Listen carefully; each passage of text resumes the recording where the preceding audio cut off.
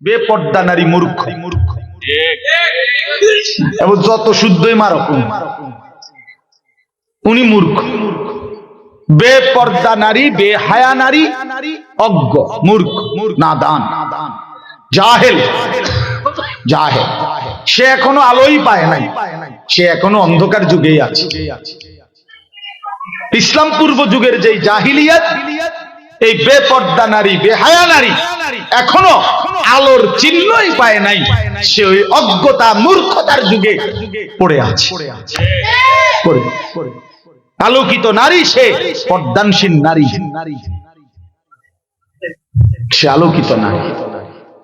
আল্লাহ বলছেন ওয়ালা তাবাররাজনা তাবাররুজাল জাহিলিয়াতিল উলা, জাহিলিয়াতের অজ্ঞ মূর্খ নারীদের মতো বেপর্দা বের হয় না। তাহলে 2 নাম্বার এটা। 3 নাম্বার ওয়া আকিমনাস সালাহ, 5 ওয়াক্ত নামাজ আদায় করো। 4 নাম্বার ওয়া আতিনাজ যাকাহ, বছর শেষে নিজের জমানো টাকা এবং শরীরের যে গহনা অলংকার এগুলোর স্বর্ণ রৌপ্যের হিসাব করে ওলামাদের থেকে বুঝে নিয়ে যাকাত আদায় করো। 5 নাম্বার ওয়া আতি'নাল্লাহ ওয়া রাসূলাহ, সর্বাবস্থায় আল্লাহ এবং তার রাসূলের আনুগত্য করো। কয়টা হইল? 5। ঘরে অবস্থান করো, অজ্ঞ মূর্খ নারীদের মতো বেপর্দা বের হইও না। 5 ওয়াক্ত নামাজ আদায় করো, বছর শেষে জমানো টাকা এবং গহনা অলংকারের হিসাব করে, শরঈ হিসাব করে যাকাত আদায় করো, আল্লাহ এবং রাসূলের আনুগত্য করো।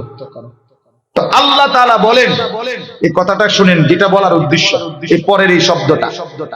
এরপরে আল্লাহ বলতেছেন ইন্নামা ইউরিদুল্লাহু লিইউযহিবা আনকুমুর রিজসা আহলাল বাইতি ওয়া ইউতাহহিরাকুম তাতহীরা। আল্লাহ তাআলা পুরুষদেরকে বলতেছে, ঈমানদার পুরুষ, মুসলিম পুরুষদেরকে এবার বলতেছে যে নারীকে আমি আল্লাহ এই 5টি কাজ কেন করতে বললাম।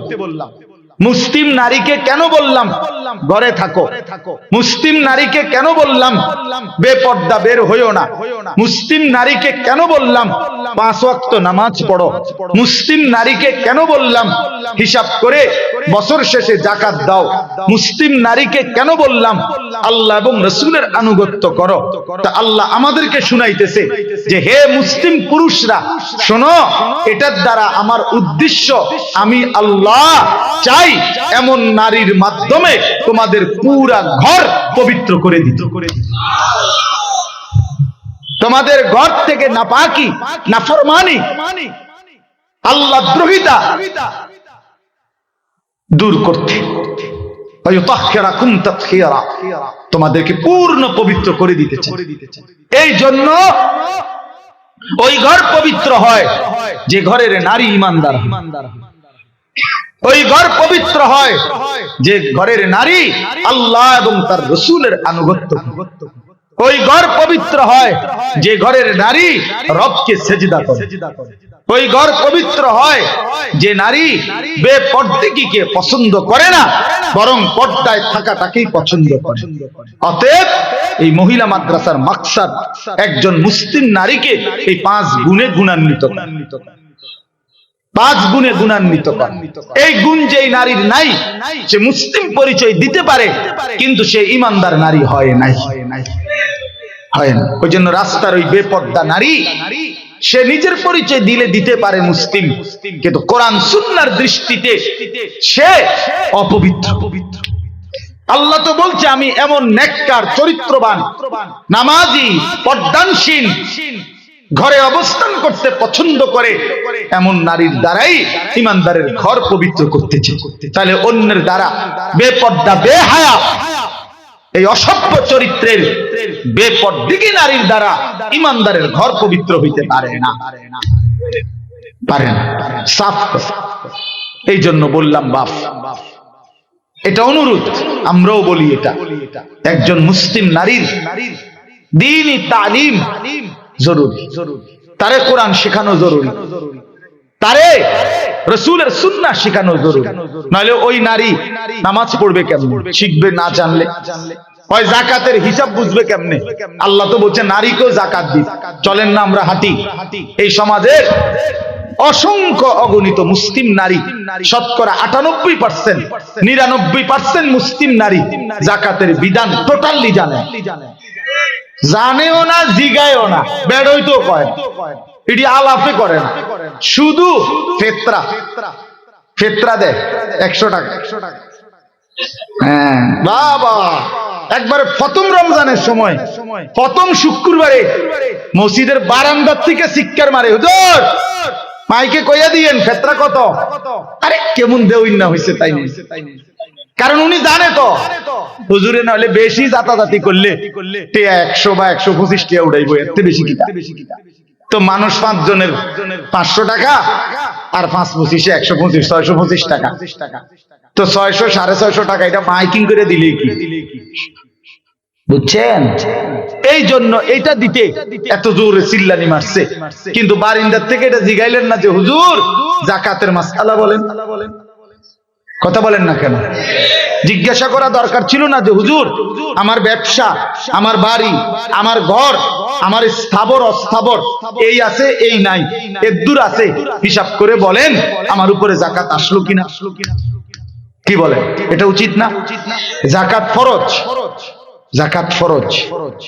আল্লাহর কসম মনে রাখবেন, হুজুর সামনে বসা যাকাত আদায় যে করে না, আল্লাহ তাআলা ওয়াদা দিছে নাফরমান তোরে আমি জাহান্নামের শাস্তি তো দেবই, হাসরের ময়দানেও তোরে আমি দাঁড় করাইয়ে শাস্তি দিতে শুরু করব। এটা কোরআন শরীফে আছে, হাদিসও আছে।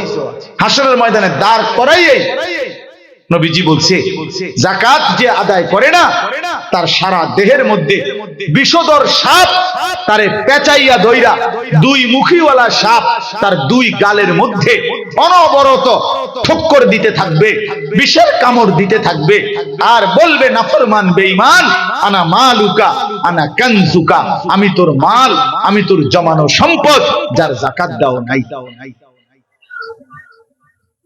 যাকাত দাও। ইয়াউমা ইউহমা আলাইহা ফি নারি জাহান্নাম ফাতুকওয়া বিহা জিবাহুহুম ওয়া জুনুবুহুম ওয়া যুহুরুহুম। আল্লাহ বলেন তার সম্পদগুলোকে একত্র করে প্যাকেট বানাইয়া, পোটলা বানাইয়া প্রথমে জাহান্নামের আগুনের মধ্যে পোড়ানো হবে, অতঃপর পোড়াইয়া ওই আগুনের কুণ্ডুলিটাকে তার সম্পদ দিয়া যেটা বানাইছে এই গোলাকার ফুটবলের মতো চাক্কা, এইটারে দিয়া আল্লাহ বলেন তার কপালে, কোমরে এবং পিঠে অনবরত দাগ লাগাইতে। কোরআন শরীফের আয়াত। হাদা মা কানাসতুম লিআনফুসিকুম, আর ফেরেশতা বলবে বেঈমান এটা সেই সম্পত্তি যা তুই নিজের জন্য জমা করেছিলি, ফাযুকু মা কুনতুম তাকনিজুন, আজকে সেই সম্পদ যা যাকাত না দিয়ে জমা করেছিলে তার মজা স্বাদ আস্বাদন করো। কেমন লাগে? সাও মজা লাগেনি? অনসাও ভাল লাগেনি? এখন সাও, এখন সাও। তাহলে এক নারী যদি যাকাত না দেয় তাকে কি এমন শাস্তির মুখোমুখি হইতে হবে না? তো সে দিন না শিখলে সে বুঝবে কিভাবে? সে বুঝবে কিভাবে তার পর্দার গুরুত্ব? সে বুঝবে কিভাবে নারী পুরুষের নামাজের যে পার্থক্য আছে কিছুটা, সেটা বুঝবে কিভাবে? সেটা শিখবে কিভাবে? বলে কিভাবে শিখবে? এই জন্য দয়া করে আমিও অনুরোধ করলাম আমার হুজুরের সাথে, আপনারা আপনাদের একজন কন্যাকেও আল্লাহর কোরআন থেকে, রাসূলুল্লাহ সাল্লাল্লাহু আলাইহি সাল্লামের সুন্নাহ থেকে বঞ্চিত করেন, বঞ্চিত করেন। আরেকটা উদাহরণ বলে আমি আমার আয়াতটা শোনাবো আপনাদেরকে অল্প একটু। আরেকটা উদাহরণ বলি হাদিস থেকে। একটা হাদিস আপনারা অনেকেই শুনছেন কিছু অংশ, সেটা হলো নবীজি সাল্লাল্লাহু আলাইহি সাল্লাম বলছেন তোমরা প্রত্যেকেই জিম্মাদার, দায়িত্বশীল, তোমাদের প্রত্যেককেই নিজ নিজ অধীনস্থের ব্যাপারে হাসরের ময়দানে জিজ্ঞেস করা হবে। এরকম একটা হাদিস শুনছেন নি কেউ? কুল্লুকুম রাইন ওয়া কুল্লুকুম মাসউলুন আন রাইয়াতিহি, প্রত্যেকেই তোমরা জিম্মাদার, অভিভাবক, তোমাদের অধীনে যার অধীনে যে আছে তার ব্যাপারে, তার ঈমান, তোমার ড্রাইভার সে তোমার অধীনে, তার নামাজ রোজার ব্যাপারে, তার হালাল হারামের ব্যাপারে তুমি জিম্মাদার। তুমি জিম্মাদার। তোমার বাড়ির কর্মচারী, তোমার গেটের দারোয়ান, তোমার ঘরের কাজের বুয়া তোমার অধীনস্থ, তুমি তাদের জিম্মাদার। তোমার স্ত্রী, তোমার ছেলে মেয়ে, তুমি তাদের জিম্মাদার। তাদের ঈমান আমলের ব্যাপারে, তাদের আখিরাত পরকালের ব্যাপারে আল্লাহ রাসূল বলছে তোমাকে জিজ্ঞেস করা হবে। ফাল ইমামু রাইন, নবীজি বলছে যিনি বাদশা তিনি সমস্ত জনগণের জিম্মাদার। ওয়া হুয়া মাসউলুন আনহুম, এই বাদশা পুরা জনগণের ঈমান আমল সংশোধনের কি চেষ্টা করেছে এই ব্যাপারে জিজ্ঞাসিত হবে, এই ব্যাপারে জিজ্ঞাসিত হবে। ওয়ার রাজুলু রাইন আলা আহলি বাইতিহি, নবীজি সাল্লাল্লাহু আলাইহি সাল্লাম বলেন পুরুষ তার পুরা ফ্যামিলির জিম্মাদার। ওয়া হুয়া মাসউলুন আনহুম, এই পুরুষ তার পরিবারের স্ত্রী সন্তান তার অধীনে যারা সকলের ব্যাপারে জিজ্ঞাসিত হবে। এরপরে এই আমার বলার উদ্দেশ্য হলো এর পরের লাইনটা একটু খেয়াল করেন, একেবারে স্পষ্ট বিশুদ্ধ হাদিস, বুখারী মুসলিম সহ সব কিতাবে আছে এই হাদিস। নবীজি বলেন এরপরে ওয়াল মারআতু রাইয়াতুন ফি বাইতি যাওজিহা ওয়া ওয়ালাদিহি, পরিষ্কার হাদিস। নবীজি বলেন এবং নারী, মারআতু মানে নারী, মহিলা, সে জিম্মাদার রাইয়াতুন দুই জিনিসের। একজন নারী আল্লাহ রাসূল বলেন দুই জিনিসের জিম্মাদার। এক, ফি বাইতি যাওজিহা, তার স্বামীর ঘরের জিম্মাদার। এই ঘরের মাল সামান আসবাবপত্র, এই ঘরের এগুলো হেফাজত করা, তদারকি করা, এগুলোকে আগলে রাখা, এটা তার জিম্মাদার। আরেকটা হলো ওয়া ওয়ালাদিহি, এবং তার সন্তানদের জিম্মাদার। পরিষ্কার শব্দ ওয়া ওয়ালাদিহি। নবীজি বলেছেন যে স্বামীর যে সন্তান, এই বেটির এই স্বামীর মাধ্যমে যে ছেলে মেয়েগুলো হইছে এদের জিম্মাদার, এদের জিম্মাদার। ওয়াহিয়া মাসউলাতুন আনহুম, এই ব্যাপারে এই নারী আল্লাহর কসম আলাদাভাবে হাসরের ময়দানে নবী বলেন জিজ্ঞাসিত হবে। তোমার কোলের বাচ্চা ছেলেটা, তোমার কোলের বাচ্চা মেয়েটা কেন আল্লাহ চিনলো না, আখিরাত চিনলো না, কেন সেজদা চিনলো না, পরকাল চিনলো না, এই ব্যাপারে ওই নারীকে আলাদাভাবে আল্লাহর প্রশ্নের মুখোমুখি হইতে হবে, জিজ্ঞাসার জবাব দিতে হবে, জিজ্ঞাসার জবাব দিতে হবে। নবীজি বলছেন, নবীজি বলছেন অতএব আমাদের যে সমাজ বানায় নিছেন আপনারা, সাধারণ মহিলারা মনে করে, একটু অশিক্ষিত মহিলা যারা, তারা মনে করে তে বেড়া আইনা দিলে বাজার, আমার দায়িত্ব রাইন্দা দন, খালাস বা খালাস পাতরকারি জোশ কইরা দন, এরপরে তার ফুট মানুষ হোক না অমানুষ হোক হাতের বিষয়। তো আপনার কাম কিটা? আমার কাম হলো পাউডার, ফেয়ার এন্ড লাভলি ডলন, টেলিভিশন আর মার্কেটে ঘুরা, ফাঙ্গাসও হেবুড়ি কিনে, সুটকিও হেবুড়ি কিনে, বদনাও হেবুড়ি কিনে, লোডাও হেবুড়ি কিনে।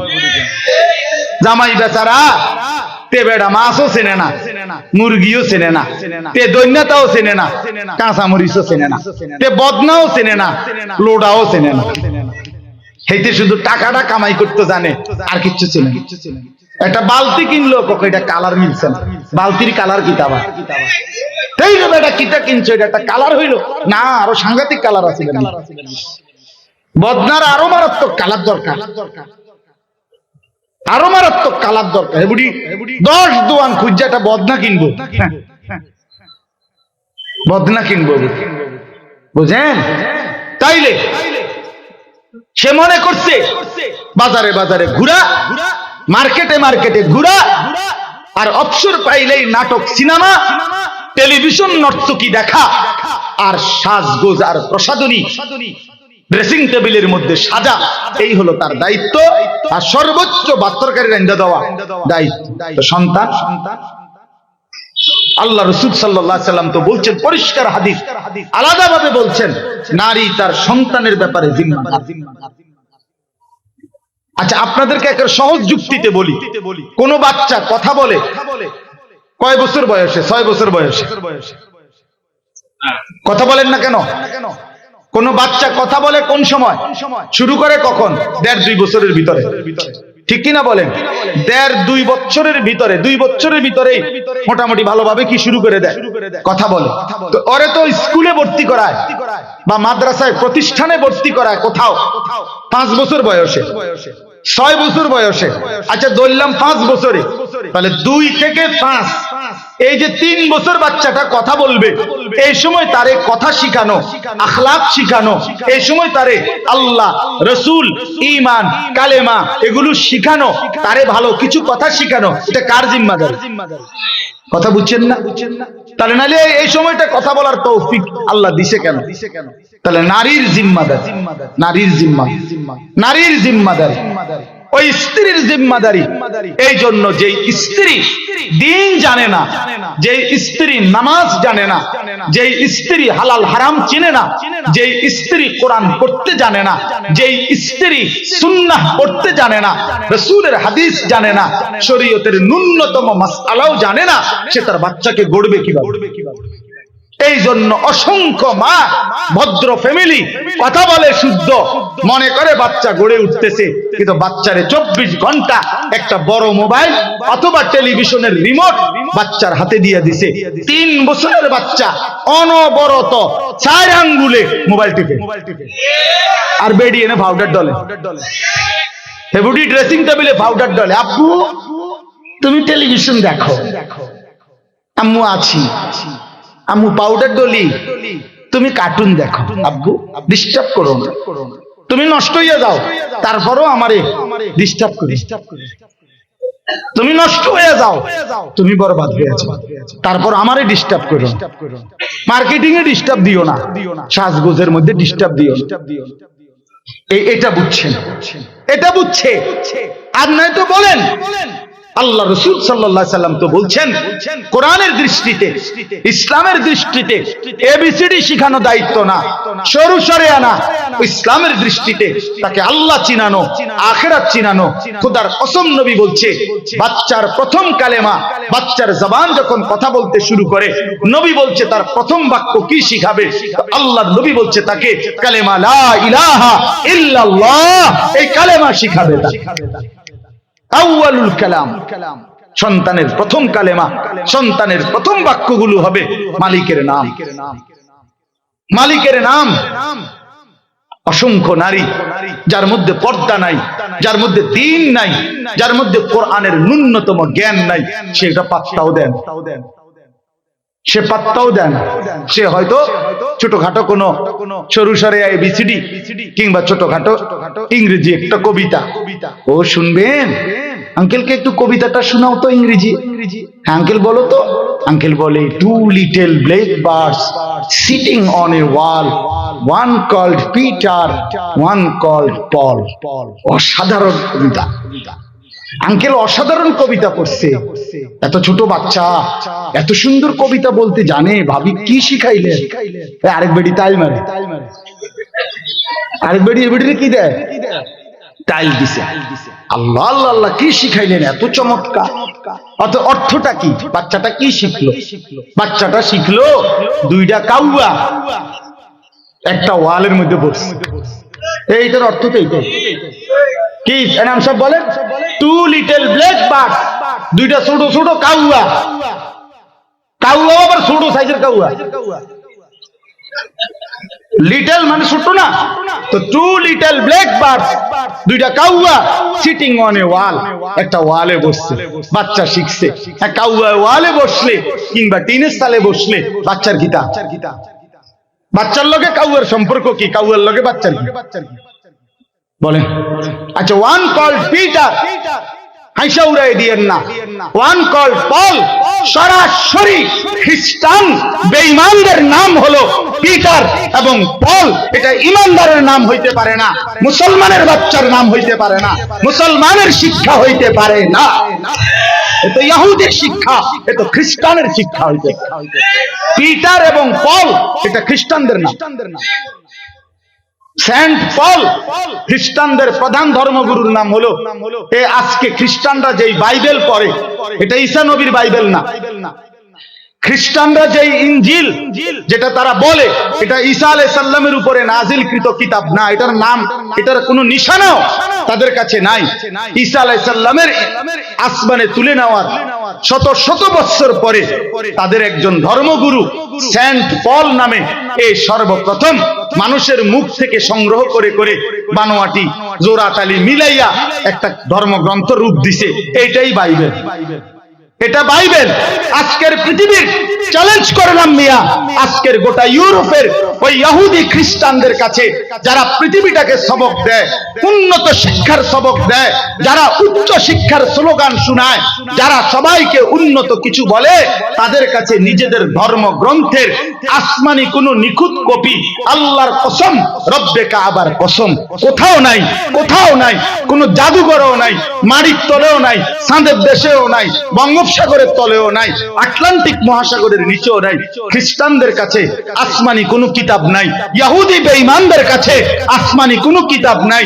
যেটা তারা পড়ে, যেটা দিয়া তারা শুনে, এটা মিথ্যা, এটা বানোয়াট, এটা তাদের স্বরচিত ছাড়া। স্বরচিত, এটা বানোয়াট। যার কাছে তাদের মালিকের পরিচয় নাই, যার কাছে তাদের নবীর পরিচয় নাই, সে আমাগো মুসলমানের সন্তান, তার থেকেই পৃথিবীর সব সবক শিখে। ভদ্রতাও শিখে বেঈমান থেকে, আখলাকও শিখে বেঈমান থেকে, ডিজাইনও শিখে বেঈমান থেকে, পড়ালেখাও শিখে বেঈমান থেকে, থিওরিও শিখে বেঈমান থেকে। এরপরে যাচাই করে কোরআন শরীফকে বিজ্ঞানের সাথে মিলে কিনা। বেটা, বিজ্ঞানের সাথে কোরআন মিলবে কেন? কোরআনের সাথে না বিজ্ঞান মিলবে বেটা? বিজ্ঞানের সাথে, সমাজের সাথে, তোর ওই দুনিয়ার পদার্থ বিজ্ঞানী, জীববিজ্ঞানী, রসায়ন বিজ্ঞানীর সাথে, কোন মানুষের সাথে, কোন মানুষের বক্তব্যের সাথে আল্লাহর কালাম মিলানো, এটা তো কুফরি। কুফরি ছাড়া আর কিচ্ছু হইতে পারে না। আল্লাহর কোরআন যাচাই হবে কার দ্বারা? বিজ্ঞান। তাহলে বোঝা গেল মানুষের কথার দ্বারা সিদ্ধান্ত হবে আল্লাহর কথা সঠিক কিনা। মনে হয় তো কি বলেন আমার, নয়তো কি? যে এটা বিজ্ঞানের সাথে মিলছে মানে কি? মানে বোঝা গেল যেহেতু এখন এটা বিজ্ঞানের সাথে মিলছে কোরআনের এই তথ্যটা, এই কারণে কোরআন সঠিক। ভাই বলেন না, আমার কথা বলেন, এই কারণে কোরআন সঠিক। তাহলে কি বোঝা গেল? যে মানুষের কথা, বিজ্ঞানের সমস্ত থিওরি মানুষের কিনা। বলেন না, মানুষের কিনা।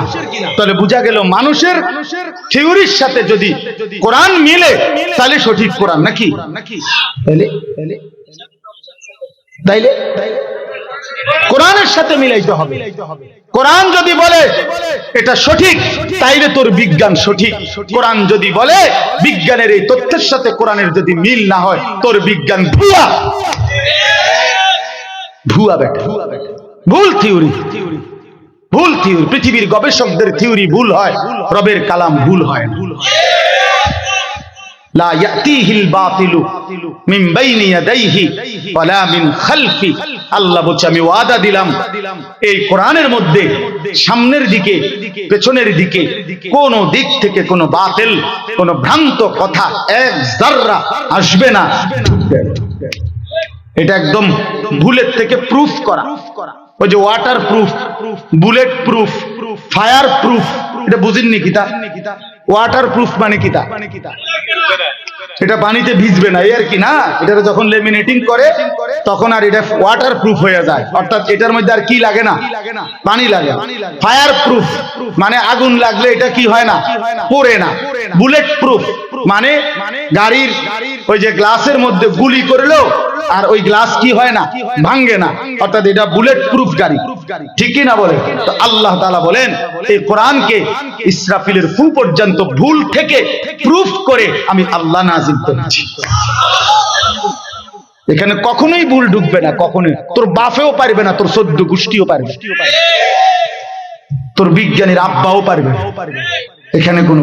বরং বিজ্ঞানের মধ্যে ভুল আছে, গবেষকদের থিওরিতে ভুল আছে। ম্যালথাসের থিওরি ভুল, পপুলেশন থিওরি এটা একেবারে গাঁজাখুরি থিওরি,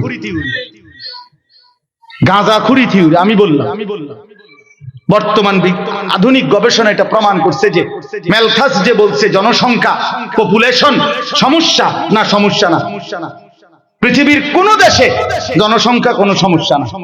মায়ের কোলের ছোট্ট বাচ্চা সমস্যা হইতে পারে না, চোর ডাকাত সমস্যা, সিটার বাটফার সমস্যা, সমস্যা হলো সুদখোর, সমস্যা হলো ঘুষখোর, সমস্যা হলো দুর্নীতিবাজ, রাষ্ট্রে গিল্লা খায় যারা, সমাজরে গিল্লা খায়, ওই সমস্যা।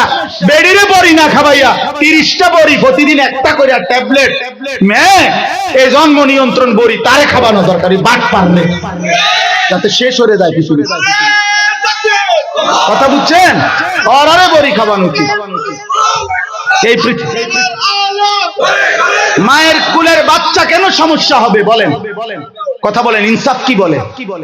মায়ের কোলের মাসুম বাচ্চা যার পবিত্র হাসি, আল্লাহর কসম আমি তো সবসময় বলি আমার ছোট্ট মেয়ে আছে, ওই যখন হাসে আমার কাছে মনে হয় গোটা পৃথিবী হাসে, জগৎ হাসে। আমার বাচ্চা হাসলে পৃথিবী হাসে। এর চাইতে চমৎকার কি হইতে পারে? এক বাচ্চার হাসির চাইতে পবিত্র হাসি, চমৎকার জিনিস, সৌন্দর্য পৃথিবীর কি ভাইয়া? সে কেন পৃথিবীর সমস্যা হবে? কথা বলে। এই জন্য জনসংখ্যা সমস্যা না, দুর্নীতিবাজ, লম্পট, চরিত্রহীন, হারামখোর ওরা সমস্যা।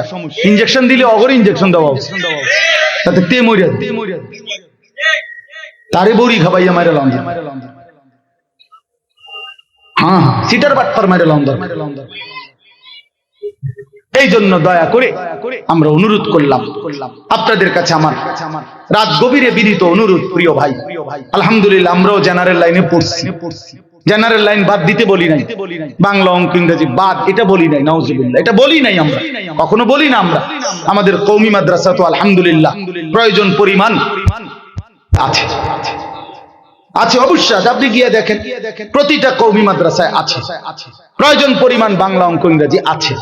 আমরাও জেনারেল লাইনে, আমি কুমিল্লা ভিক্টোরিয়া কলেজ থেকে মাস্টার্স পাস করছি আলহামদুলিল্লাহ, জাতীয় বিশ্ববিদ্যালয়ে 7 নম্বর স্ট্যান্ড করছি মাস্টার্স। তো এই জন্য বললাম সায়েন্স বিজ্ঞান বিভাগ থেকে এসএসসি দাখিল পাস করছি বিজ্ঞান থেকে, অতএব এগুলো পড়ছি আমি। আমার বলার উদ্দেশ্য হলো এই আধুনিক এই জ্ঞানের মধ্যে ভুল আছে, ভালো আছে। সবটা ভুল আমি একতরফা বলছি কিনা বলেন না, মানে ভুল আছে, ভুল আছে। ডারউইনের বিবর্তনবাদ ভুল থিওরি, এটা বস্তা ফসা থিওরি। অসংখ্য আমাদের যেই সিলেবাস নিয়ে বিগত ফ্যাসিস্টের আমলে যেটা নিয়ে সারা দেশের মানুষ তোলপাড় করছিল মনে নাই? অসংখ্য ঈমান বিদ্বেষী, ইসলাম বিদ্বেষী, সমাজ বিদ্বেষী, মানবতা বিধ্বংসী কথা আপনার এই সিলেবাসের মধ্যে জেনারেল শিক্ষার বইগুলোর মধ্যে ঢুকাইছিল। আর যদি 10টা বছর জালেম সময় পাইতো তো এই দেশ আপাতমস্তক নতুন প্রজন্ম নাস্তিক হয়ে যাইতো, নাস্তিক হয়ে যাইতো। আসমানওয়ালা দয়া করে এই মাটিকে পবিত্র করে দিয়েছে আলহামদুলিল্লাহ। 5ই আগস্টের জালেম পলাইছে। এজন্য জালেম একদিন না একদিন পলাই। 8ই ডিসেম্বর সিরিয়ার আরেক জালেম বাশার আল আসাদ পলাইছে। এই জন্য 2 উইকেট 2024 সালে পড়ছে, ইনশাআল্লাহ দোয়া করেন 25 সালে আরো উইকেট পড়বে। বোলিং চলতে আছে, বোলিং কি বোলিং বন্ধ হয়েছে না, বোলিং চলছে কররা, উইকেট পড়ে যাবো ইনশাআল্লাহ। কি আরো কিছুক্ষণ বোলিং করতে পারি? প্রতি বলে তো আর উইকেট পড়ে না, কথা বোঝেন না? কথা প্রত্যেক বলে কি আর উইকেট পড়েনি? তা আরো কতক্ষণ বোলিং করবো, আরো উইকেট পড়বে ইনশাআল্লাহ। ইসরায়েলের কুত্তা ওই প্রধানমন্ত্রী নেতানিয়াহুর উইকেটটাও পড়ে যাবে ইনশাআল্লাহ। কোটি কোটি মিলিয়ন ডলার খরচ করে ইসরায়েলের ওই বেঈমানদেরকে সহযোগিতা করে, যেই বেঈমান দিনের পর দিন ফিলিস্তিনের গাজায় আগুন লাগাইছিল, রব বলেন আমি একদিনের জন্য সুযোগ, একদিনে তোদের একটা স্টেট পুরো চালায় দিলাম। যা পৃথিবীর সবচেয়ে বড় অসভ্যতা পৃথিবীর সবচেয়ে বড় নষ্টামি, পৃথিবীর সবচেয়ে বেশি যৌনতা, নোংরামি, অশ্লীলতার জন্য খ্যাত যে লস অ্যাঞ্জেলস, হলিউড, পৃথিবীর সবচেয়ে বেশি উলঙ্গপনা, বেহায়াপনা, যেখানে আল্লাহর গজব লাগছে, সেখানে আল্লাহর গজব লাগছে। মালিক বলছে দা, দিলাম আগুন লাগায়, এবার নিবা, এবার নিবা। শোনেন নাই এটা? পুরা ক্যালিফোর্নিয়া আমেরিকার চলে ছাই হয়ে গেছে, ছাই হয়ে গেছে। হাজার হাজার কোটি কোটি মিলিয়ন ডলারের মালিক আজকে রাস্তার ফকির কুকুরের মতো দৌড়াইতেছে। মালিক ছাড় দেয়, ছেড়ে দেয়, মালিক ছাড় দেয়। আমরা ওই 8ই ডিসেম্বর সিরিয়ায় যখন বাশার আল আসাদের মতো জালেম যখন পলাইছে, তখনও পত্রিকায় খবর আসছিল, একটা খবর আমরাও দেখছিলাম আগে। এটা সিরিয়ার এক মাসুম বাচ্চা, ওই জালেম 5 লক্ষ মুসলমান হত্যা করছে, 5 লাখ। এক ছোট্ট মাসুম মেয়ে বুলেটের আঘাতে যখন ঝাঁঝরা হয়ে গেছিল, রক্তাক্ত অবস্থায় মৃত্যুর মুহূর্তে এই সিরিয়ার এক মাসুম মেয়ে বলছিল, আমি চলে যাচ্ছি, আমি আল্লাহকে গিয়ে বলবো, আমি আল্লাহকে বলবো। আর এই সেদিন জাতিসংঘের অধিবেশনে ফিলিস্তিনের রাষ্ট্রদূত, এই 1 সপ্তাহ হয় নাই, ফিলিস্তিনের রাষ্ট্রদূত ফিলিস্তিনের আল আউদা হসপিটাল, গাজার একটি হসপিটালের মধ্যে ইসরায়েলি ওই কুত্তাদের হামলায় এই পরিমাণ বোমা বর্ষণ করছে। একজন ডাক্তার শেষ মিনিট পর্যন্ত এই অসহায় মানুষের চিকিৎসা দিচ্ছিল। শেষ বোমার আঘাতে যখন উনি ঝলসে যাচ্ছে, এই ডাক্তারটা ব্ল্যাকবোর্ডের মধ্যে, হসপিটালের যে সাদা হোয়াইট বোর্ড, এই হোয়াইট বোর্ডের মধ্যে নিজে লিখে গেছে, একদিন না একদিন আমাদের পরবর্তী জেনারেশন তোমরা ফিলিস্তিন গড়বে, এই গাজা গড়বে, সেদিন তোমরা আমাদের মনে রেখো, আমাদের মনে রেখো। আমরা শেষ মুহূর্ত পর্যন্ত মানবতার সেবা করে গেছি। এই কথাটা বলতে গিয়া, এই চিঠিটা বলতে গিয়ে ফিলিস্তিনের রাষ্ট্রদূত জাতিসংঘের সাধারণ অধিবেশনের মধ্যে সমস্ত দেশের প্রেসিডেন্ট এবং গুরুত্বপূর্ণ ব্যক্তিদের সামনে কাঁদা দিছে অঝরে, যে আমার দেশ এই পরিমাণ নির্যাতিত। প্রিয় ভাই, মুসলিমের প্রতি মুহূর্তের আহাজারি আল্লাহর আরশ ভেদ করছে। মালিক যথাসময়ই তার ফায়সালা দেখাবে, কোনো সন্দেহ নেই, কোনো সন্দেহ নেই। আল্লাহর ওয়াদা আছে পৃথিবীতে। আল্লাহ তাআলা বলছেন, অতিলকাল আইয়ামু নুদাবিলুহা বাইনান নাস, আমি আল্লাহ পৃথিবীর মানুষের মধ্যে অবস্থা বদলাই, পরিবর্তন করি। কাজেই উসমানী খেলাফত মুসলমানদের 1920 খ্রিস্টাব্দের ভিতরে মুসলিম খেলাফত নিশ্চিহ্ন হয়ে গেছিল। 2020 পার হইয়া 25, 100 বছর পার হয়ে গেছে। প্রায় 100 বছর যাবৎ মুসলমানরা নির্যাতিত সারা পৃথিবীতে হচ্ছিল। মুসলমানদের হাতে খেলাফত ছিল না, মুসলমানদের হাতে রাজত্ব ছিল না। আলহামদুলিল্লাহ, মহান রব্বুল আলামিন আফগানের মধ্যে ইসলামী খেলাফতের পতাকা উড়ায়া আরেকবার পৃথিবীবাসীকে জানায় দিছে, আগামীর এই শতাব্দী হবে ইনশাআল্লাহ ইসলামের শতাব্দী ইনশাআল্লাহ। মনে রাখো যুবক, মনে রাখো, এবারের সময়টা, এবারের সামনের পৃথিবী কোরআনের পৃথিবী। সারা পৃথিবীতে ইনশাআল্লাহ কালেমার পতাকা উড়বে, কোনো সন্দেহ নেই। এটা মজার কথা বলছি, বক্তৃতার লেগে না। এবার গোট দিলেই মানে একটা 100 বছর হয়ে গেছে তো আমরা নির্যাতিত, তো আল্লাহ বলছে এটা আল্লাহর ওয়াদা, আল্লাহ অবস্থার পরিবর্তন করে। এবার গোট দিলেই ইসলামের বিজয় ইনশাআল্লাহ, কালেমার বিজয় ইনশাআল্লাহ। হ্যাঁ হ্যাঁ, কোন সন্দেহ নেই। সারা পৃথিবীতে মজলুম জেগে উঠতেছে, জালেম ভাগতেছে, জালেম জুলুমবাজ পলাইবে। এটাই সত্য, এটাই সত্য। এই জন্য দয়া করে আমি নতুন এই বর্তমান প্রজন্মের ভাই তোমরা যারা আছো, প্রিয় বন্ধু, আমার অনুরোধ রইল, আমি হাত জোড় করে বললাম, নওজোয়ান, রাত অনেক হইছে, এই জন্য আমি অনুরোধ করছি, তোমরা নষ্ট হইও না ভাই। আগামীর সময়টা ইসলামের। সংবং এই সারাদিন বেডি সাউন্ড আর মোবাইল সাউন্ড, নারী দেখা, নর্তকী দেখা, উলঙ্গ ছবি দেখা, আর একটা ওয়াক্ত নামাজ না পড়া। মনে রাখো বন্ধু, এত ফালতু মানুষ দিয়া আগামীর পৃথিবীতে বুটও বেচতো না, তোমারে দিয়া কামলাও রাখতো না। মনে রাখো, আমি বললাম, আমরা বললাম ইনশাআল্লাহ আগামীর পৃথিবী ইসলামের পৃথিবী। আপনারা একটা জিনিস শুধু আমার বাংলাদেশটার দিকে একটা দিন তাকায় দেখেন, ইনসাফের সাথে তাকান। যে কোন গলিতে ঢোকেন, গ্রাম, পাড়া, মহল্লা, শহর, বন্দর, সিটি, রাজধানী, যেখানে গলিতে গলিতে আলহামদুলিল্লাহ মাদ্রাসা। ঘটনাটা কি? এত মাদ্রাসা কা? দুই একজন পণ্ডিত তো কয় এতটি মাদ্রাসা কা ছাড়ি দিন, বলে না? আমিও তো কই বেটা, তোর আগে আমিও তো জিঙ্গাই এতটি কা মাদ্রাসা। তা আমারও প্রশ্ন, মাদ্রাসা এতটি কা? আমিও তো জানতে চাই এত মাদ্রাসা কেন, কিন্তু উত্তর কি?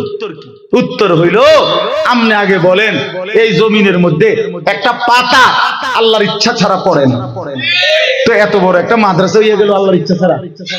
তোমার কিও কয়, যেখানে একটা পাতাও পড়ে না আল্লাহর ইচ্ছা ছাড়া, সেখানে এতগুলো মাদ্রাসা হয়ে গেল আল্লাহর ইচ্ছা ছাড়া না, বরং আল্লাহ তাআলা গলিতে গলিতে, রন্ধ্রে রন্ধ্রে। সেদিন উদাহরণ আরেকবার, এখানে একটু থামেন, শুধু উদাহরণ বুঝাবার জন্য বলি। ইব্রাহিম আলাইহিস সালাম শুনেন, ইব্রাহিম আলাইহিস সালাম যেদিন ওনার ছেলে ইসমাঈল আর হাজেরা স্ত্রীকে আল্লাহর ঘর কাবার কাছে রেখে গেছিলেন, সেদিন কোনো গাছ ছিল না, লোকালয় ছিল না, মানুষ ছিল না, পানি ছিল না, ঠিক না? এটা জানেন না আপনারা? উনি একটা কথা বলছিল, কোরআন শরীফে আছে, ফাজআল আফইদাতাম মিনান নাস তাহবি ইলাইহিম। আল্লাহ, ছেলে আর বউকে রেখে গেলাম, আমার কোনো আফসোস নাই মাওলা, শুধু আপনার কাছে আবদার, আপনি কিছু মানুষ, মিনান নাস, মিন লিতাবঈজ, কিছু মানুষ, অল্প কোগা মানুষ, এ 10 জন হোক আর 50 জন হোক, কয়েকজন মানুষ আমার বউ বাচ্চার কাছে ভিড়াইয়া দিয়েন, কদ্দুর এগো আশেপাশে বসতি করে দিয়েন, যাতে কমপক্ষে এই অল্প কয়েকজন মানুষ নিয়া আমার বিবি বাচ্চা চলতে পারে, একাকিত্ব বোধ না করে। আপনার কাছে একটা আবদার রাখলাম। আমাদের উজানির হুজুর ইন্তেকাল করছে, বাংলাদেশের এক বড় বুজুর্গ ছিলেন, আমাদের কুমিল্লার মনোহরগঞ্জের হযরত মাওলানা মুফতি রশিদ আহমদ রাহমাতুল্লাহি আলাইহি। হুজুর চমৎকার বয়ান করতেন, রশিদ আহমদ সাহেব হুজুর। এই হুজুরের বয়ানে আমি একদিন এই কথাটা শুনছি। হুজুর বলতেছেন, তখন ইব্রাহিম চালছে, আল্লাহ, কিছু মানুষ আমার বউ বাচ্চার কাছে আইনা দিয়েন। আর শাজিম থেকে আল্লাহ ডাক দিয়া বল, ইব্রাহিম, ঠিক আছে, তুমি তোমার মতো চাইলা, আমি তো আমার মতো দেব। তুমি তো তোমার মতো কইছো, তোমার ক্যাপাসিটি তুমি কইছো, আমি তো আমার ক্যাপাসিটি অনুযায়ী দেব। বান্দা বলে বান্দার মতো করে, রব তো দেয় রবের মতো করে।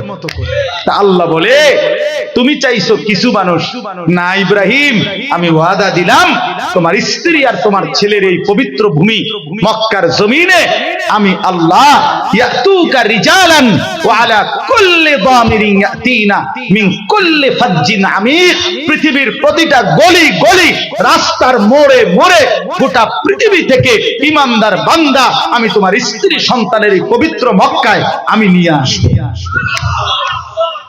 আজ সারা পৃথিবীর ঈমানদারের স্বপ্ন আমি মালিকের ঘর দেখব। কি বলেন? কালো গিলাফ দেখতে মন চায় না, এমন নাফরমান কেডা? কথা বোঝেন নাই? আল্লাহর ঘর দেখতে দিল চায় না, এমন নাফরমান আছেনি মুসলিম মধ্যে? আল্লাহ বলেন, আমি সকলের দিল ফিরায় দিলাম। তো ঠিক আল্লাহ তাআলা প্রতিটা গলিতে গলিতে মাদ্রাসা তৈরি করে দিয়ে আল্লাহ এটা বুঝাইতে চাচ্ছেন যে আপনি কল্পনা করে দেখেন, আপনারাই ডানে বামে দেখেন, খবর নিয়ে দেখেন, ইনশাআল্লাহ এটা বুঝে দেখেন যে বর্তমান সময়টা এমন, একটা কুলি, একটা দিন মজুর, একটা পথের সামান্য আয়ের মানুষও আজকে স্বপ্ন দেখে আমার বাচ্চা হাফেজে কোরআন হবে। আবার সমাজের এলিট, উচ্চ পদস্থ ব্যক্তি যারা, সম্পদশালীরাও আলহামদুলিল্লাহ এখন স্বপ্ন দেখে আমার ছেলে হাফেজে কোরআন হবে। হাফেজ, ওই যে অ্যাডভোকেটের ফুত হাফেজে কোরআন। শরীফ ভাই কই? ওই যে হাফেজে কোরআন। ওই যে ডাক্তার শওকত, তার ছেলে হাফেজে কোরআন। দেখেন চারিদিকে, আপনি সারা বাংলাদেশে দেখেন উচ্চ পদস্থ সম্পদশালীও স্বপ্ন দেখে, ডাক্তার ইঞ্জিনিয়াররাও স্বপ্ন দেখে ছেলেটা হাফেজে কোরআন হবে, কুলি দিন মজুরও স্বপ্ন দেখে ছেলেটা হাফেজে কোরআন হবে। তার মানে প্রমাণ করে চারিদিকে সবার কলিজায় যেহেতু কোরআনের মহব্বত, আর চারিদিকে আল্লাহ যেহেতু কোরআনের মাদ্রাসা ঘর তৈরি করে দিয়েছে, আগামীর বাংলাদেশ কোরআনের বাংলাদেশ ইনশাআল্লাহ। মনে রাখো ইনশাআল্লাহ। অপেক্ষা করো দেখো। এই জন্য আমি অনুরোধ করছি, আপনারা একজনও নিজের ছেলেকে মেয়েকে আল্লাহর কোরআন থেকে বঞ্চিত করেন। আমি শেষ করে দিলাম কথা। ছেলেটাকে বঞ্চিত করেন না বাপ, মেয়েটাকে আল্লাহর কোরআন থেকে বঞ্চিত করেন। যে মা বাপ মুসলমান হওয়ার পরেও আপন ছেলে মেয়েকে আল্লাহর কোরআন থেকে বঞ্চিত করছে, সে খোদার কসম সে উল্লেখযোগ্য কিছুই সন্তানকে দিয়ে যেতে পারে নাই। নবীজি বলছেন, মা নাহালা ওয়ালিদুন ওয়ালাদাহু মিন নুহলিন মিন আদাবিন হাসান। নবীজি বলছেন, কোন মা বাপ তার সন্তানকে সবচেয়ে বেশি যেই উপঢৌকন দিয়ে যায় সেটা হলো উত্তম আদব, উত্তম আখলাক, আর সেটা শুধুই কোরআন সুন্নাহর মাধ্যমে। কোরআন ব্যতীত, সুন্নাহ ব্যতীত, রাসূলের সুন্নাহ ব্যতীত উত্তম আখলাক শিখার কোন সিস্টেম নেই। মনে রাখে, এটা আমি চ্যালেঞ্জ করলাম। আপনি চ্যালেঞ্জ আমার লগে প্রয়োজনে তর্ক করলে আমি বৌমু আই। কোরআন বিহীন, সুন্নাহ বিহীন অন্য কোন মাধ্যমে কেউ আলোকিত মানুষ হতে পারবে? শুদ্ধ কথা বললেই আলোকিত মানুষ। আমরা এরকম বহুত দেখছি, কথা কয় শুদ্ধ, কেমন আছে, ভালো আছে, মোতে খারাই, কথা কয় শুদ্ধ, কথা একের হুইটালায় কাইতিয়ালায়, কিন্তু খোঁচা দিয়ে 300 কোটি টিয়া নাই। এক খোঁচা দিলে জাগাত 2 কোটি টিয়া মারে দিছে। কথা শুদ্ধ ভাবে মারছে টিয়া, শুদ্ধ সুদখোর, শুদ্ধ হারামখোর, শুদ্ধ ঘুষখোর বেটা, কথা কয় শুদ্ধ বেটা। অপরের সম্পদ লুণ্ঠন করে, রাষ্ট্রের সম্পদ লুণ্ঠন করে, জনগণের সম্পদ লুণ্ঠন করে। তুই ভদ্রলোক না বেটা, তুই বাটপার বেটা, বাটপার বেটা, বাটপার বেটা, সিটার বেটা। কয় সালাক, বাটপার আবার সালাক কেন? এতে বাট পারে না, কথা বলেন না কেন? ওজনে কম দিলে, 2 নম্বরই করলে, সুদ খাইলে, হারাম উপার্জন করলে তারে সালাক বলে। আপনি এটা কোন ডিকশনারিতে পাইছেন? যে নামটা কোন, এটা কোনটাত লিখছে? আমি কি নমে এখন মগলটুলি গিয়া কোনখানে লিখছে যাতে ওজনে কম দেয় হে সালাক, হে বাটপার। ওজন হইলে 1000 গ্রাম, হইতে কয় 900 গ্রাম 1 কেজি মিলাইলিস। হ্যাঁ, আল্লাহ কোরআনে বলছেন, ওয়াইলুল লিল মুতাফফিফিন, ওজনে যে কম দেয় তার জন্য জাহান্নাম। আল্লাযীনা ইযা তালু আলান নাসি ইস্তাওফুন, মানুষের থেকে যখন নেয় পুরা নেয়। ওয়া ইযা কালুহুম আও ওয়াজানুহুম ইউখসির, যে যখন দেয় কমায়। নিজে নিলে 4 টাকা কালি, মানুষের দিলে 3 টাকা কালি। বাহ, কিও ভাই 3টা দে। ও ভাই সরি, খেয়াল ছুটটা গেছে। আমাদের নোয়াখালীর দিকে কইতো যে এত তো 5টা দিয়া হয় না, কয় না এত পাগল না, খেয়াল ছুটলো এভাবে ছোড়ে না, বুঝেন না? হুঁশের পাগল।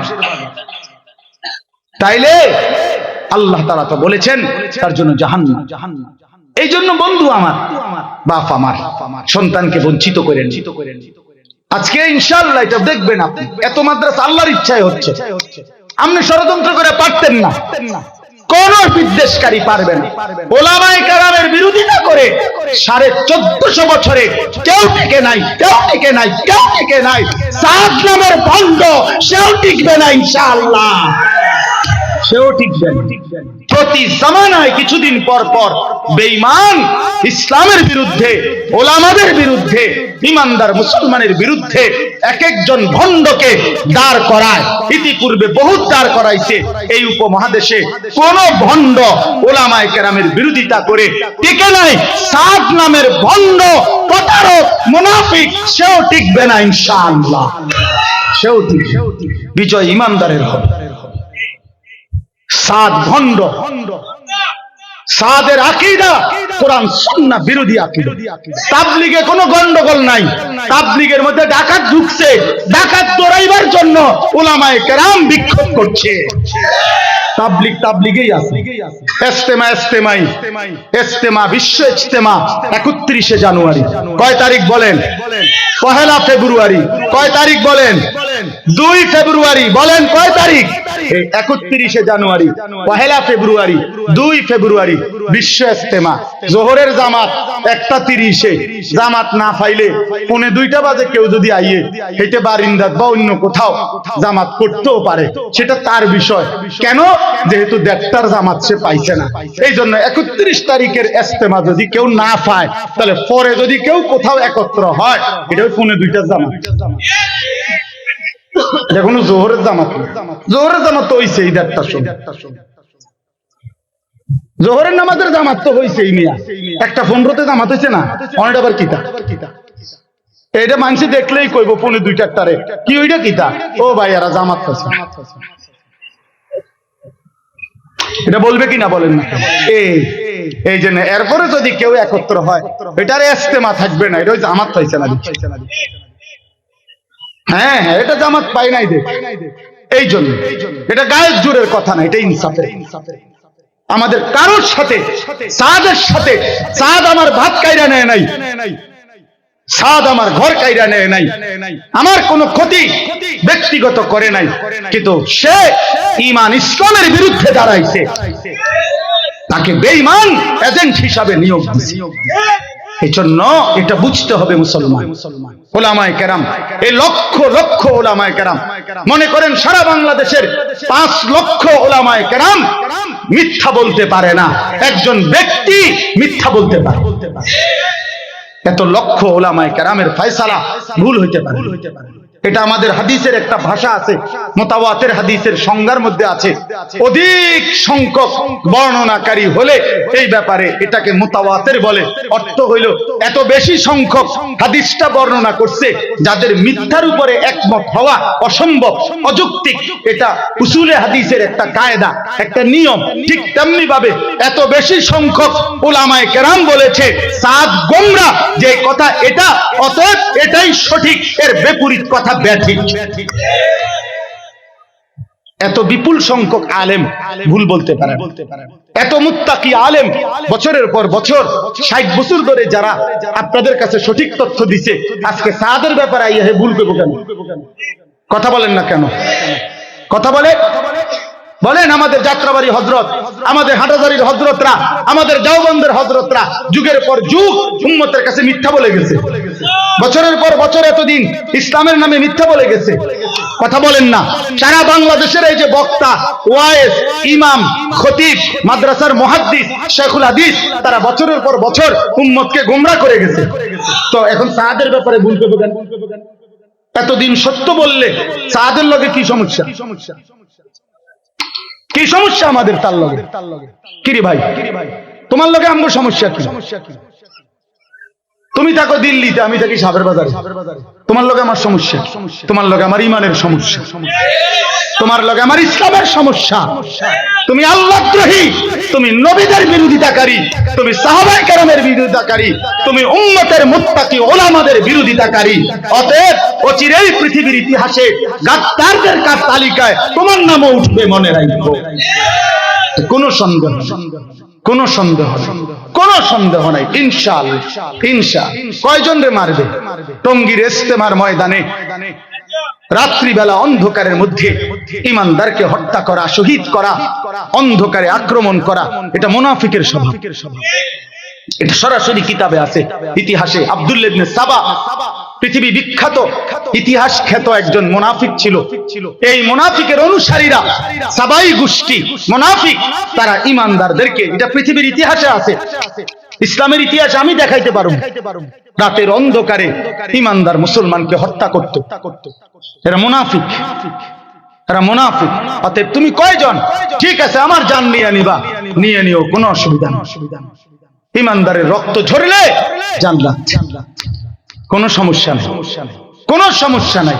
কিন্তু বাংলাদেশের এই পবিত্র জমিন ওলামায়ে কেরামের জমিন, এখানে কোরআনের জমিন, এখানে কোনো ভণ্ড প্রতারক, এখানে ইসকন লীগও টিকবে না, সাদ লীগও টিকবে না।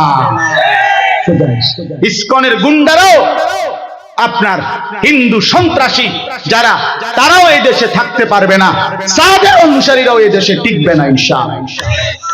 ইনশাআল্লাহ মনে রাখি, মনে রাখ, কিছুদিন কষ্ট দিবে, অল্প কয়দিন, সব ফিতনাই কিছুদিন কষ্ট দিছে, এরপরে ঠান্ডা হয়ে গেছে। সংখ্যালঘু হিসাবে চিপা চাপা কোনাকানির মধ্যে পড়ে রয়েছে।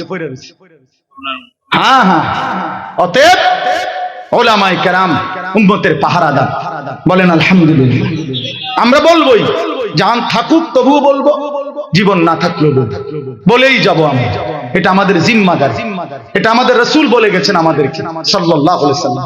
উম্মতের উলামারা, এটা উম্মতের মধ্যে যখনই কেউ ফিতনা করবে, সীমালঙ্ঘন করবে, যখনই কেউ ভুল ভ্রান্তি ব্যাখ্যা করবে, তাদেরকে সজাগ করে দেওয়া, উম্মতকে সচেতন করে দেওয়া, এটা দায়িত্ব।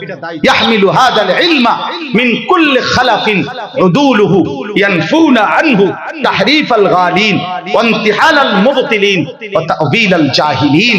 এটা আমাদের দায়িত্ব। আল্লাহ আমাদেরকে বুঝার তৌফিক দান করে। আমার কথা শেষ। এক নাম্বার আমি হুজুরের কথা থেকে বলছি, মেয়েদের শিক্ষা, মুসলিম কন্যাদেরকে দ্বীন শেখানো উচিত কিনা? বলেন না উচিত কিনা? উচিত, উচিত। দুই নাম্বার কথা হলো, সবার কাছে বলছি, নিজেদের সন্তানদেরকে দ্বীন থেকে বঞ্চিত করবেন না। তিন নাম্বার, আগামীর পৃথিবীতে প্রত্যেকে ঈমান ইসলামের জন্যই তৈরি থাকেন, ইসলামকেই মানেন, দ্বীনকেই মানেন, আখিরাতকেই মানেন। আল্লাহ তাআলা আমাদেরকে তৌফিক দেন। আল্লাহ তাআলা আজকের এই বরকতময় মাহফিল কবুল করে নেন। 2টা মিনিট, এক্ষুনি দোয়া করব। 2 মিনিট, কথা শেষ। 2টা মিনিট, আমার একটা ছোট্ট অনুরোধ আছে, একেবারে 2টা মিনিট লাগবে। সেটা হলো, এই উম্মাহাতুল মুমিনিন মহিলা মাদ্রাসা আজকের এই বার্ষিক যে মাহফিলটা আয়োজন করছে, আমার একটা দিলের ইচ্ছা, 2 মিনিটে আপনারা এই মাহফিলের এই খরচের জন্য আপনারা একটু সহযোগিতার হাত বাড়াইলে, সবাই মিলে একটু সহযোগিতা, ইনশাআল্লাহ বরকত হবে। মেহেরবানি করে একটু পকেটে হাত দেন, আর 2-4 জন জওয়ান ভাই উঠে একটু সহযোগিতাটা সংগ্রহ করে নেন। ইনশাআল্লাহ আমাদের পরম শ্রদ্ধেয়, আমি ভাবছি হুজুর চলে যাবেন, এরপরও হুজুর যেহেতু কষ্ট করে বসছেন, আলহামদুলিল্লাহ, এটা আমাদের জন্য গনিমত। আমি বিনীত করজোরে অনুরোধ করছি, আমিও এখানে বসা আছি, হুজুর ইনশাআল্লাহ দোয়া করে দিবেন। দোয়ার মাধ্যমে আজকের মাহফিলের সমাপ্তি হবে। দয়া করে আপনারা প্রত্যেকেই একটু হাত দেন, পকেটে হাত দেন। আপনারা ঠকবেন না। আল্লাহর জন্য দিলে, মাদ্রাসার জন্য দিলে, মাহফিলের জন্য দিলে, কোরআনের জন্য দিলে লস হবে না ইনশাআল্লাহ। আল্লাহ তাআলা আপনাদেরকে উত্তম ভাবে তৌফিক দান করেন। আর যারা টাকা আনতে যাইতেছেন বাইরে, টাকা নিয়ে আসেন, দয়া করে নিয়ে জলদি আসেন, পরে নিব না টাকা। মুনাজাতের অনেকে টাকার লেগে যাইতেছে, যা আল্লাহ ভরসা। ভাই জলদি নিয়ে আসেন, নাহলে কারোর থেকে হাওলাত নেন। সুবহানাল্লাহি ওয়া বিহামদিহি। আমি বসি, আমরা হুকুম মানেন না, মুরব্বি মানেন না, দোয়াটা ওই তো আমি বসি না।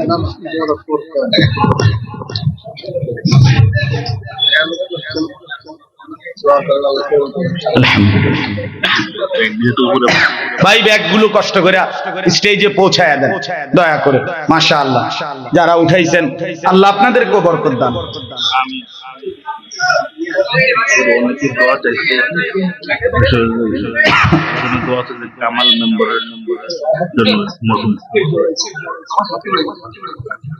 আলহামদুলিল্লাহি রাব্বিল আলামিন। আল্লাহুম্মা আনতাস সালাম ওয়া মিনকাস সালাম। تباركت يا ذا الجلال والإكرام يا ربي لك الحمد كما ينبغي لجلال وجهك وعظيم سلطانك وصل على محمد كما هو أهلك وفعل بنا خيرا كما أنت شانك يا أول الأولين ويا آخر الآخرين ويا راحم المساكين ويا ذا القوة المتين ويا أرحم الراحمين يا أرحم الراحمين يا أرحم الراحمين ربنا ظلمنا أنفسنا وإن لم تغفر لنا وترحمنا لنكونن من الخاسرين ربنا آتنا في الدنيا حسنة وفي الآخرة حسنة وقنا عذاب النار رب ارحمهما كما ربياني صغيرا ربنا هب لنا من أزواجنا وذرياتنا قرة أعين